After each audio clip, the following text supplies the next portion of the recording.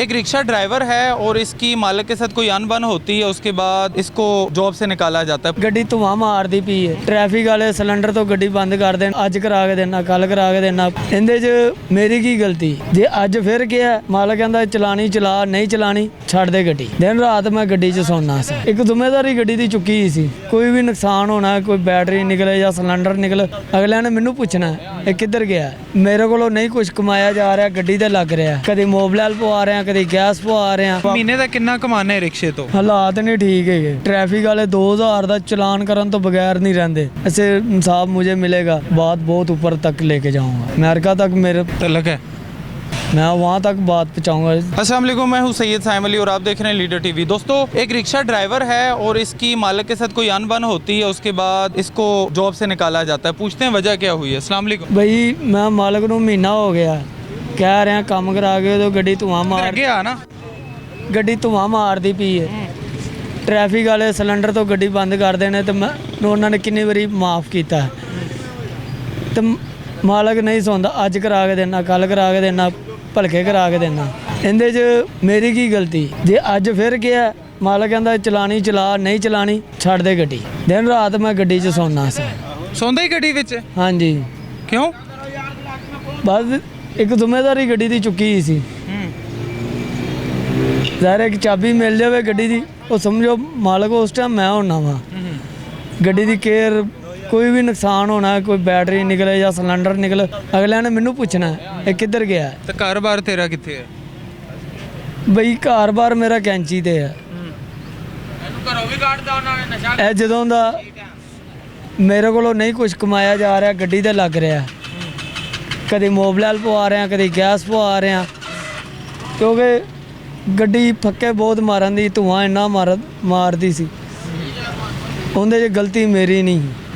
ਜਦੋਂ ਮਾਲਕ ਨੂੰ 500 ਰੁਪਏ ਦਿਹਾੜੀ ਲੈਣੀ, ਮੋਬਿਲ ਵੀ ਮੈਂ ਪਵਾਉਣਾ, ਨਾ ਤਵਾਰ ਦੀ ਵੀ ਦਿਹਾੜੀ ਨਹੀਂ ਮਾਫ ਕਰਨੀ। ਤਵਾਰ ਦੀ ਵੀ ਹਜੇ ਤਵਾਰ ਦੀ ਡਰਾਈਵਰ 7 ਤੇ 7 ਦਿਨ ਮਤਲਬ ਮਹੀਨੇ ਦਾ 15000 ਰੁਪਏ ਦੇ ਰਹੇ हैं। ਹਾਂਜੀ। ਇਹਦੇ 'ਚ ਹੁਣ ਕੀ ਮੇਰੇ ਵਾਸਤੇ ਇਨਸਾਫ ਕੀਤਾ ਜਾਏਗਾ?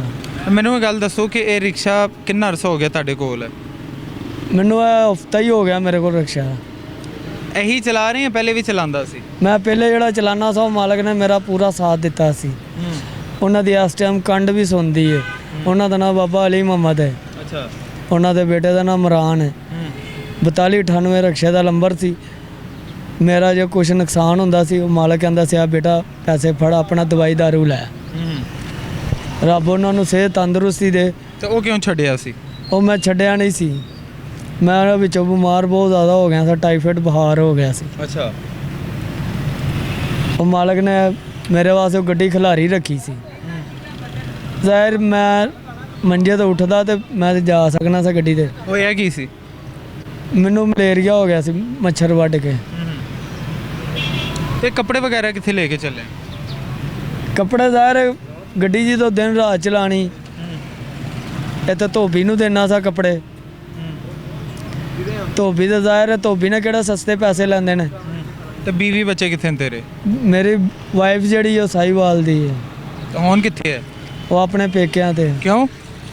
ਲੜ ਝਗੜ ਕੇ ਗਈ। ਅੱਛਾ। ਉੱਥੇ ਵੀ ਤੂੰ ਲੜਾਈ ਪਾਤੀ? ਮਾਲਕ ਨਾਲ ਵੀ ਲੜਾਈ ਪਾਤੀ? ਲੜਾਈ ਬੁੱਢੀ ਪਾਉਂਦੀ ਹੈ, ਬੰਦਾ ਨਹੀਂ ਲੜਾਈ ਪਾਉਂਦਾ। ਬੁੱਢੀ ਪਾਉਂਦੀ ਹੈ ਮਤਲਬ ਬੰਦੇ ਸਾਰੇ ਹੀ ਸਹੀ ਹੁੰਦੇ ਨੇ? ਕਹਿੰਦੇ ਪੰਜੇ ਉਂਗਲਾਂ ਇੱਕੋ ਜੈਸੀਆਂ ਨਹੀਂ ਹੁੰਦੀਆਂ। ਬੰਦਾ ਸਵੇਰ ਕਾਰੋਬਾਰ ਨੂੰ ਨਿਕਲਦਾ, ਰੋਜ਼ੀ ਰੋਟੀ ਕਮਾਉਣ, ਬੱਚਿਆਂ ਵਾਸਤੇ ਨਿਕਲਦਾ ਕਮਾਉਣ।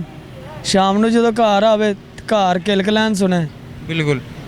ਕਿਲਕਲੈਨ ਨਹੀਂ ਬਰਦਾਸ਼ਤ ਹੁੰਦੀ। ਉਹ ਤਲਾਕ ਦੇ ਦਿੱਤੀ ਕਿ ਵੈਸੇ ਲੜ ਕੇ ਗਈ ਹੈ? ਲੜ ਕੇ ਗਈ ਹੈ, ਤਲਾਕ ਨਹੀਂ ਦਿੱਤੀ। ਬੱਚੇ ਕਿੰਨੇ ਨੇ? ਮੇਰੇ 2 ਬੱਚੇ ਨੇ। ਬੱਚੇ ਇੱਥੇ ਤੇਰੇ ਕੋਲ ਹਨ? ਨਹੀਂ, ਬੇਗਮ ਦੇ ਕੋਲ। ਕਿਉਂਕਿ ਮੈਂ ਤੁਹਾਨੂੰ ਖਰਚਾ ਵਗੈਰਾ ਭੇਜ ਰਹੇ ਕਿ ਨਹੀਂ? ਜਦੋਂ ਉਹ ਫੋਨ ਕਰ ਦਿੰਦੇ ਨੇ ਉਦੋਂ ਭੇਜ ਦਈਦਾ। ਸਿਰਫ ਮਹੀਨੇ ਦਾ ਕਿੰਨਾ ਕਮਾਉਂਦੇ ਹੈ ਰਿਕਸ਼ੇ ਤੋਂ? ਕਿਉਂਕਿ ਮੈਨੂੰ ਮਾਲਕ ਨੂੰ ਦੇ ਦਵਾ ਕੇ ਜੇ ਮੈਨੂੰ ਕੁਝ ਬਚੇ ਫਿਰ ਪਿੱਛੇ ਘੱਲੀਦਾ। ਤੇ ਅੱਜ ਕੱਲ੍ਹ ਰਿਕਸ਼ੇ ਦੀ ਕਹਿੰਦੇ ਹਾਲਾਤ ਸਹੀ ਨਹੀਂ, ਕੀ ਹੋਇਆ ਹੈ? ਹਾਲਾਤ ਨਹੀਂ ਠੀਕ ਹੈਗੇ। ਟ੍ਰੈਫਿਕ ਵਾਲੇ 2000 ਦਾ ਚਲਾਨ ਕਰਨ ਤੋਂ ਬਗੈਰ ਨਹੀਂ ਰਹਿੰਦੇ। ਗੱਡੀ ਦਾ ਧੂਆਂ ਮਾਰਦੀ ਪਈ, ਉਹਦੇ 'ਚ ਮੇਰੀ ਗਲਤੀ ਨਹੀਂ। ਜਦੋਂ ਮੈਂ ਮਾਲਕ ਨੂੰ ਦਿਹਾੜੀ ਟਾਈਮ ਸਿਰ ਦੇ ਰਿਹਾ, ਉਹਦੇ 'ਚ ਇਹ ਦੇਖੋ ਗਲਤੀ ਕਿੰਦੀ ਬਣਦੀ ਹੈ। ਹਫਤੇ ਵੀ ਕਿੰਨੀ ਵਾਰ ਚਲਾਨ ਹੋਏ ਨੇ? ਪਰਸੋਂ ਮੇਰੀ ਗੱਡੀ ਬੰਦ ਹੋਈ। ਬੰਦ ਕਿਉਂ ਹੋਈ?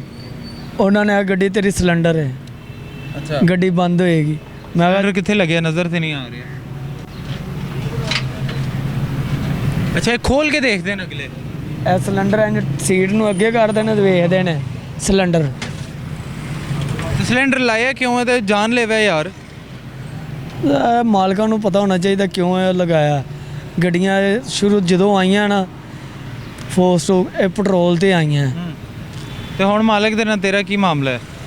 ਮਾਲਕ ਨੂੰ ਮੈਂ ਕਿਹਾ ਭਾਈ ਮੈਨੂੰ ਇਹ ਗੱਡੀ ਜਾਂ ਸਹੀ ਕਰਾ ਕੇ ਉਸੇ ਟਾਈਮ ਤੇ ਮੈਂ ਜ਼ਾਹਿਰ ਮੈਂ ਵੀ ਆਪਣੇ ਬੱਚਿਆਂ ਨੂੰ ਭੇਜਣਾ ਪਿੱਛੇ ਖਰਚਾ,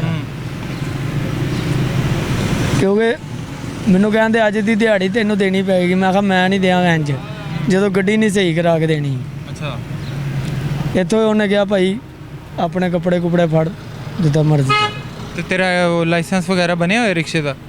ਮੇਰਾ ਮੋਟਰਸਾਈਕਲ, ਰਿਕਸ਼ਾ, ਕਾਰ ਇਹ ਤਿੰਨ ਲਾਇਸੈਂਸ ਹੈਗੇ ਨੇ। HTV ਹੈ ਮੇਰਾ ਤੇ ਲਾਇਸੈਂਸ। ਤੇਰੀਆਂ ਅੱਖਾਂ ਕਿਉਂ ਨਾ ਮੈਂ ਪਰੇਸ਼ਾਨ ਕਿਉਂ ਹੈ? ਇਹ ਭਾਈ ਲਾਹੌਰ ਦੇਗਾ ਭਾਈ 4 ਦਿਨਾਂ ਤੋਂ ਸੌਂਕ ਨਹੀਂ ਵੇਖਣ ਦਿਆ ਗੱਡੀ 'ਚ। ਇੱਥੇ ਖਿਲਾਰ ਕੇ ਸੌਂਈਦਾ ਸੀ। ਮੈਂ ਇੱਥੋਂ ਤੱਕ ਕਿ ਆਪਣਾ ਮੋਬਾਈਲ ਤੱਕ ਗਵਾ ਲਿਆ ਇੱਥੋਂ ਗੱਡੀ ਦੇ ਵਿੱਚ। ਹਾਂਜੀ ਕਿ ਗੱਡੀ ਦੇ ਵਿੱਚੋਂ ਕੋਈ ਚੀਜ਼ ਨਾ ਕੱਢ ਲਵੇ। ਕੋਈ ਕੱਢ ਨਾ ਲਏ। ਮਾਲਕਾਂ ਦੇ ਦਿਲਾਂ 'ਚ ਐਡਾ ਰਹਿਮ ਨਹੀਂ ਹੈਗਾ। ਸੋਚ ਇੱਕ ਮਾਲਕ ਹੀ ਹੋਏਗਾ ਜਿਹੜਾ ਚੰਗਾ ਹੋਏਗਾ, ਸਾਥ ਦੇਗਾ ਪੂਰਾ। ਤੇ ਹੁਣ ਮਾਲਕ ਦੇ ਨਾਲ ਕੀ ਅਣਬਣ ਹੋ ਗਈ? ਐ ਹੀ ਉਹਨਾਂ ਨੇ ਮੂੰਹ ਮਾਰੀ ਕਰਦੀ। ਉਹ ਬੈਠੇ ਹੋਏ ਨੇ ਅਗਲੇ। ਉਹਦੇ ਕਿੰਨੇ ਰਿਕਸ਼ੇ ਨੇ? ਉਹਦੇ 5 ਰਿਕਸ਼ੇ ਨੇ। ਤੇ ਹੁਣ ਕੀ ਮਾਫੀ ਸ਼ਾਫੀ ਮੰਗ ਲੈ ਕੋ ਮਾਲਕ ਨੂੰ, ਬੋਲ ਯਾਰ ਕੰਮ ਕਰਾ ਕੇ ਤੇ ਪਿਆਰ ਮੁਹੱਬਤ ਨਾਲ ਕੰਮ ਚਲਾ। ਭਾਈ ਉਹਨਾਂ ਨੂੰ ਮੈਂ ਬੜੀ ਅੱਜ ਤੋਂ ਨਹੀਂ ਤੂੰ ਤਾਂ ਅੱਗੇ ਦੇਖ ਬੜੀ ਬਦਤਮੀਜ਼ੀ ਕਰ ਰਹੇ ਸੀ, ਤੇਰੀ ਵੀਡੀਓ ਬਣੀ ਜਿਹੜੀ। ਉਹ ਇੱਥੋਂ ਤੱਕ ਕਿ ਮੈਨੂੰ ਛਿੱਤਰ ਤੱਕ ਦਿਖਾਇਆ ਮਾਲਕ ਨੇ। ਹਾਂਜੀ ਤੇ ਕਿਉਂਕਿ ਡਰਾਈਵਰ ਨੂੰ ਛਿੱਤਰ ਮਾਰਨਾ ਇਹ ਕਾਨੂੰਨੀ ਜੁਰਮ ਹੈ। ਕਿਸੇ ਨੂੰ ਵੀ ਮਾਰਨਾ, ਕਿਉਂਕਿ ਡਰਾਈਵਰ ਜਿਹੜਾ ਹੈਗਾ ਨਾ ਇੱਕ ਹਿਸਾਬ ਦਾ ਉਹ ਸਵਾਰੀਆਂ ਦੀ ਜਾਨ ਦਾ ਮਾਲਕ ਹੁੰਦਾ है। अच्छा दोस्तों, मालक और ड्राइवर के दरमियान एक फसाद बना हुआ है, काम से इसको निकाल दिए। भी तुमने तोड़ा है? नहीं, ये पहले ड्राइवर को दिया हुआ था इन्होंने। अच्छा पहले ड्राइवर मेरे अंदर इसी वजह तो कटिया होना है। हाँ जी, वो ये गाड़ी जब मैंने देखी ना, गाड़ी का हाल ऐसे था पास जाने को दिल नहीं करता तो था। ली क्यों फिर? गाड़ी गंदी, मैंने इस गाड़ी को मैंने चमकाया हुआ। तो पैगाम मरियम बीबी को ताकि तेरा इंसाफ हो।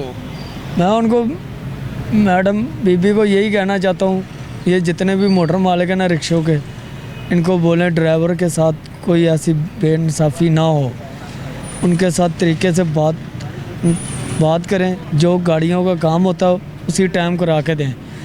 नहीं ऐसे इंसाफ मुझे मिलेगा, मैं अब बात बहुत ऊपर तक लेके जाऊँगा। कैसे? अमेरिका तक मेरे तलक है? मैं वहाँ तक बात पहुँचाऊँगा, चाहे मुझे किसी लेटर लिखवा के उनके पास क्यों ना भेजना पड़े। अमेरिका का हमारे रिक्शे के साथ क्या तलक है भाई? क्योंकि उधर भी तो चलते हैं।